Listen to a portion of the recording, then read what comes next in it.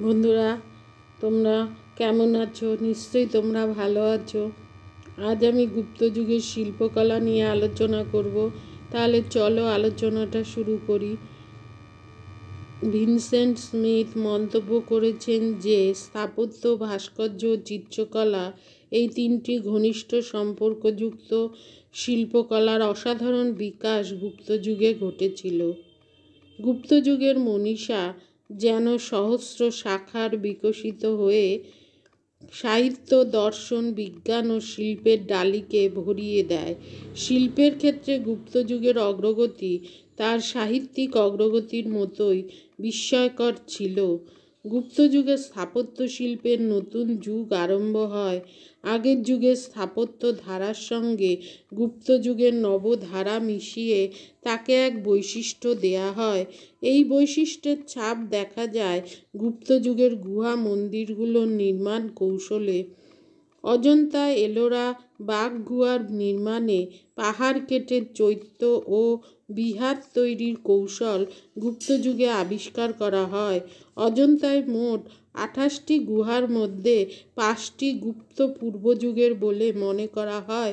বাকি 23টির মধ্যে 21টি বৌদ্ধবিহার ও 2টি চৈত্য। এই গুহাগুলিকে এখন ক্রমিকভাবে নম্বরযুক্ত করে উল্লেখ করা হয়। 26 নং গুহা চৈত্যটি বেশ প্রশস্ত ও ভাস্কর্যমণ্ডিত এবং একটি বুদ্ধমূর্তি ঝোলানো পাযুক্ত অবস্থায় তৈরি করা হয়েছে। তাছাড়া অন্যান্য ভঙ্গিমায় বসা অথবা দাঁড়ানো বুদ্ধমূর্তিও এই গুহায় আছে। পাথর কেটে ভাস্কর্যের কাজ বেশ উচ্চমানের। অজন্তার বিহারগুলির মধ্যে 11 নং গুহা বিহার সম্ভবত প্রাচীনতম। এই গুহার কেন্দ্রে একটি প্রশস্ত কক্ষ বা হলঘর 4টি থামের উপর দাঁড়িয়ে আছে।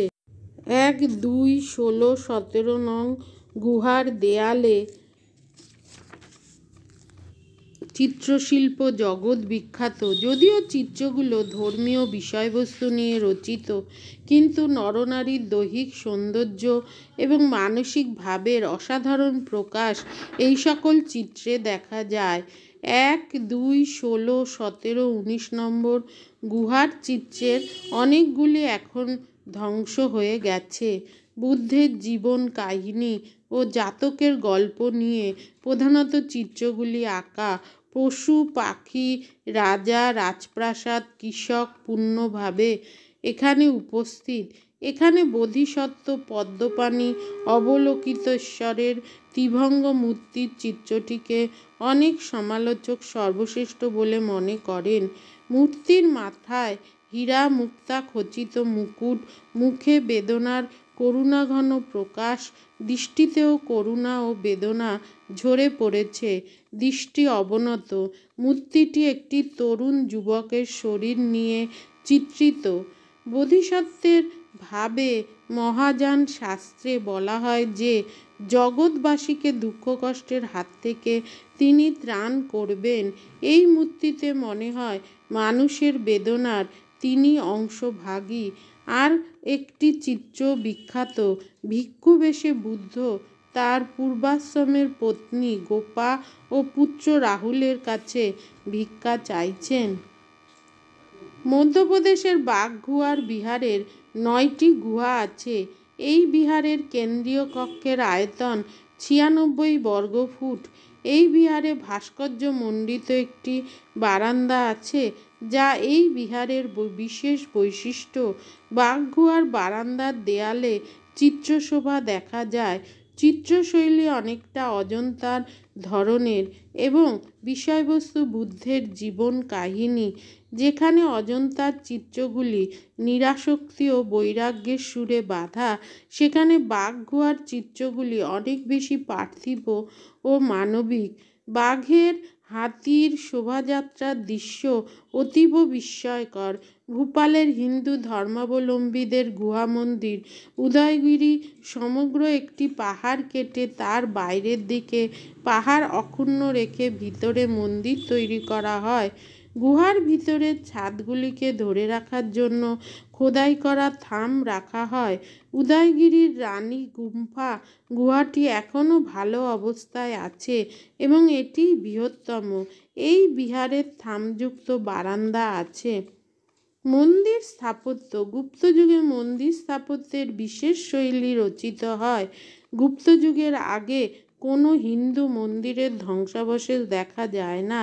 একমাত্র পাহাড় কেটে গুহা মন্দির তৈরি করা হতো।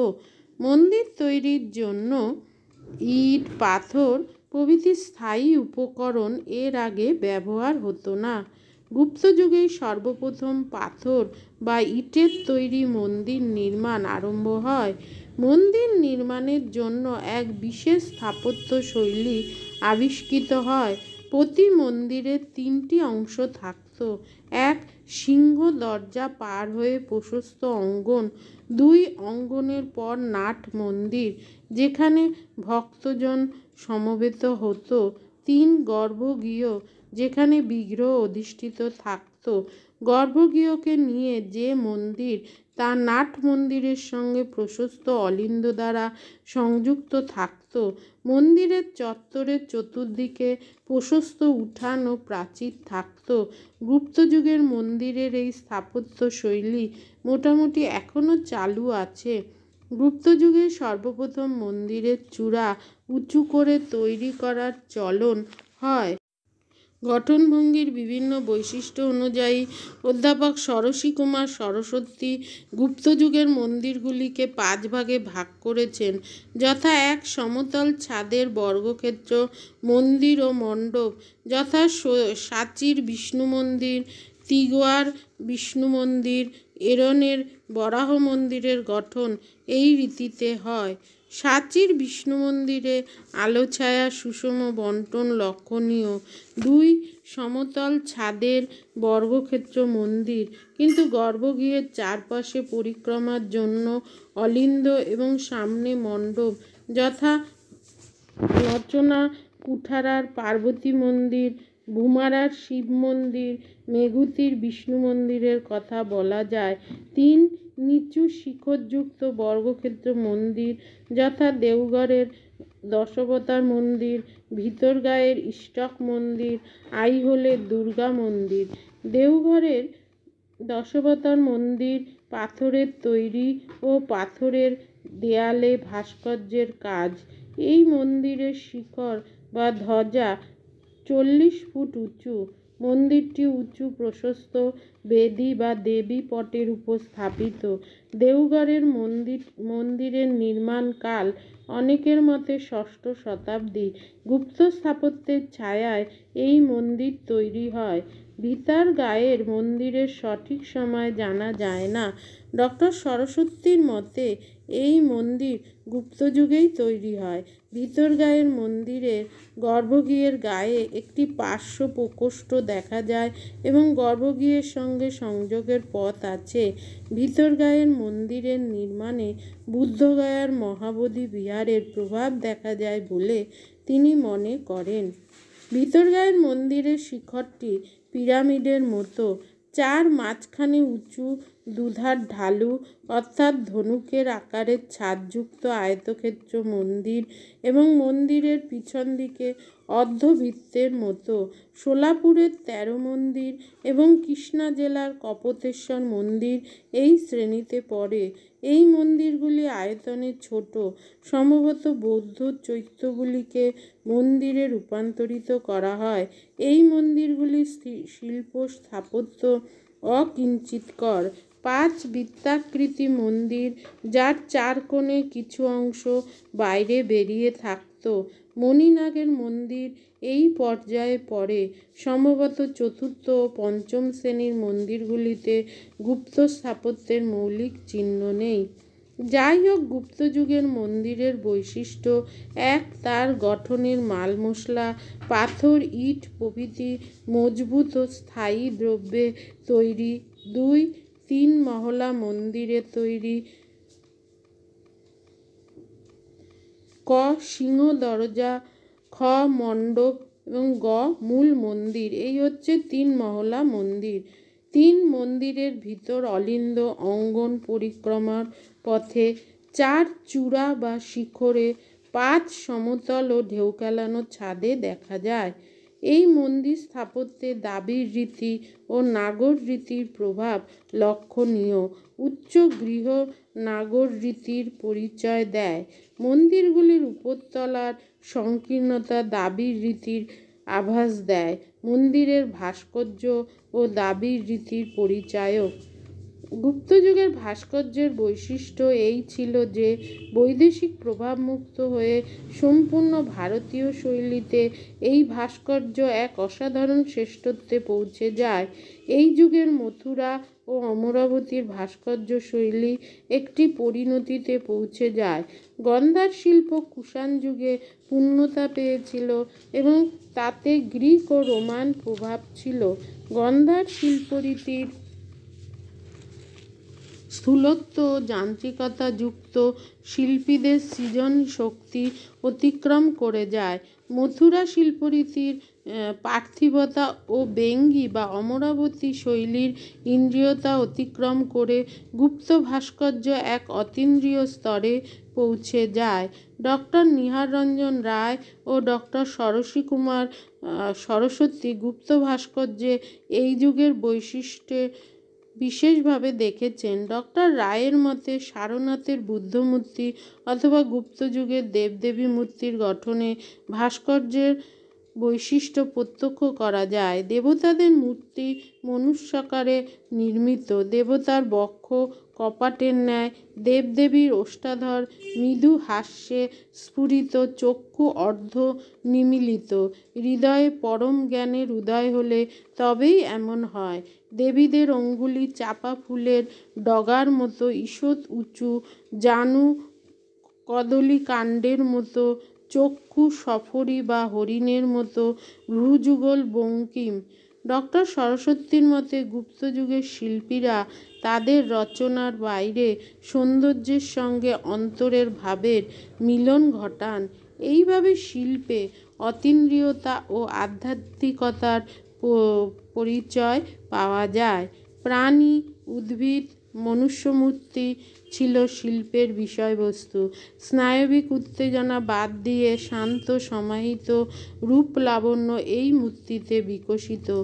জীবনের গভীরতর ভাবে তা উদ্ভাসিত। শান্ত সংযমের সঙ্গে মনোভাব প্রকাশের জন্য বিভিন্ন মুদ্রার ব্যবহার দেহের বিভিন্ন ভঙ্গিগুলির লক্ষ্য করার মতো। মুদ্রায় যেমন হাত ও আঙুলের ব্যবহার দেখা যায়, ভঙ্গি তেমন দেহের দাঁড়াবার ভঙ্গি দেখা যায়। বুদ্ধগয়ার মথুরা রীতিতে নির্মিত বুদ্ধমূর্তিটি বিশেষভাবে বিখ্যাত। বুদ্ধগয়ার মূর্তি সম্ভ্রম ও শ্রদ্ধা জানায়। সারনাথের বুদ্ধমূর্তি সূক্ষ্মতা ও রুচিবোধের পরিচয় দেয়।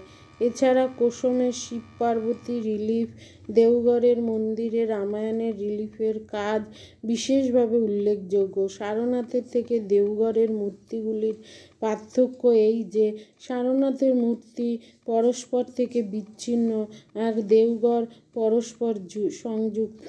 সারনাথে বুদ্ধের করুণাঘন ধ্যানী রূপ প্রকাশ পেয়েছে। এই বুদ্ধমূর্তির আধ্যাত্মিকতা বিশেষভাবে প্রকাশমান। মথুরার শিল্পেরও এই আধ্যাত্মিকতার ভাব স্পষ্ট। যথা মথুরার কার্তিকের মূর্তি বা শিবমূর্তির কথা বলা যায়। দেওঘরের দশাবতার মন্দিরের অনন্ত সজ্জায় বিষ্ণুর রিলিফের কাজ উল্লেখযোগ্য। তবে সারনাথের তুলনায় মাজা ঘষা কম ও উজ্জ্বলতা কম। মালবে, ভিলসার, উদয়গিরিতে বরাহ অবতারের রিলিফ বিশেষভাবে বিখ্যাত। এখানে অরাজকতা ও ধ্বংসের বিরুদ্ধে বরাহরূপী বিষ্ণুর প্রচণ্ড তেজ ও শক্তি যেন ফুটে উঠেছে। এই মূর্তি যেন মানুষের মনে আশা ও বিশ্বাস সৃষ্টি করে।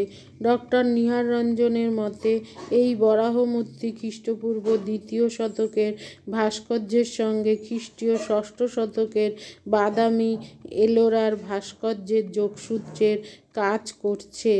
গুপ্ত যুগে দাক্ষিণাত্যের ভাস্কর্যে সারনাথের প্রভাব কিছুটা হলে রিলিফ ভাস্কর্যে দেখা যায়, তবে দক্ষিণের নিজস্ব রীতি অনুযায়ী সারনাথের শান্তভাবের সঙ্গে দক্ষিণী নমনীয় নম্রভাব লক্ষণীয়।